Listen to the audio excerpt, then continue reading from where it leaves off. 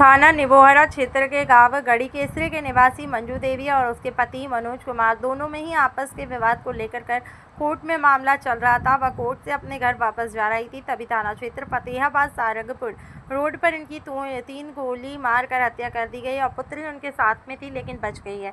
यह घटना 18 जुलाई शाम 4 बजे की है। इस केस के विवेचन प्रभारी निरीक्षक धर्मेंद्र कुमार थाना फतेहाबाद के हैं, लेकिन पीड़ित परिवार का कहना है कि 20 से 22 दिन हो गए हैं, लेकिन अभी तक पोस्टमार्टम रिपोर्ट नहीं आई। पूरा परिवार डरा हुआ है, लेकिन इस पुलिस मामले को दबाने की कोशिश कर रही है। सही सटीक हत्या का अभी तक कोई खुलासा नहीं हुआ। पीड़ित परिवार का यह कहना है कि आरोपी है, इन पर अभी तक कोई कार्रवाई नहीं हुई है, सभी खुलेआम घूम रहे हैं। रिपोर्ट के आधार पर आरोपी मनोज कुमार पुत्र शिवचरण निवासी सामोना राजखेड़ा धौलपुर, प्रदीप पुत्र शिवचरण निवासी सामोना राजखेड़ा धौलपुर, जोगिंदर निवासी फतेहाबाद, भूरी सिंह निवासी फतेहाबाद, सुरेंद्र निवासी फतेहाबाद, धर्मेंद्र पुत्र काशीराम निवासी अर्जुनापुर, इन सभी ने षड्यंत्र के तहत हत्या कर दी और पीड़ित परिवार का कहना है कि 20 से 22 दिन में पुलिस ने कोई कार्रवाई नहीं की। नाम है आपका? कहाँ की रहने वाली हैं? तो आपकी माताजी के साथ क्या घटना हुई थी? मेरे पापा ने गोली से हत्या कर दी। और कौन कौन थे जो? चाचा थे और पिताजी थे और फूफा थे और लोग थे मोबाइल। क्या क्या नाम था?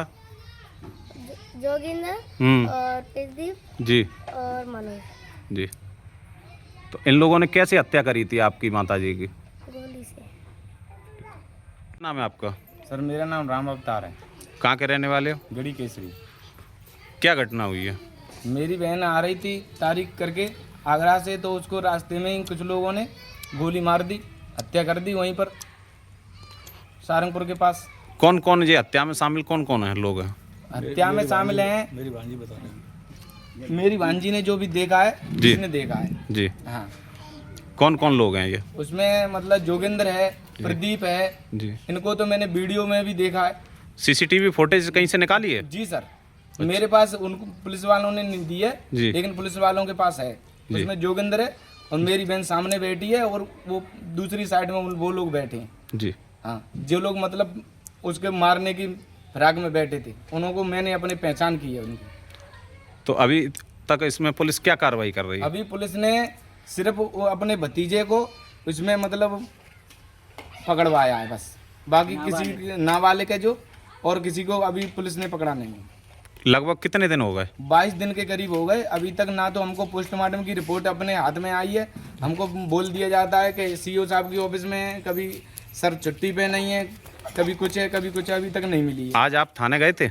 आज भी गए थे थाने, पिताजी गए थे, पिताजी से बोल दिया कि सीओ साहब की ऑफिस में है। मैं सीओ साहब की ऑफिस में गया, वहाँ पे भी मेरे को नहीं मिली। और इसके अलावा आपने कहाँ पर प्रार्थना पत्र दिया है? मैंने सीपी साहब की ऑफिस में आगरा में ज्ञापन दिया था, तो उसकी वहाँ पे मुझे रिसीविंग नहीं दी गई और ले लिया मेरा ज्ञापन और कहा था कि मैं इस पे कार्रवाई हो जाएगी, आप चिंता ना करो। तो आपको रिसीविंग क्यों नहीं दी गई? कमिश्नर साहब के यहाँ आप गए थे तो उन्होंने रिसीविंग नहीं दी थी कि रिसीविंग नहीं मिलती है, यही है, इसी पे हम कार्रवाई कर देते हैं।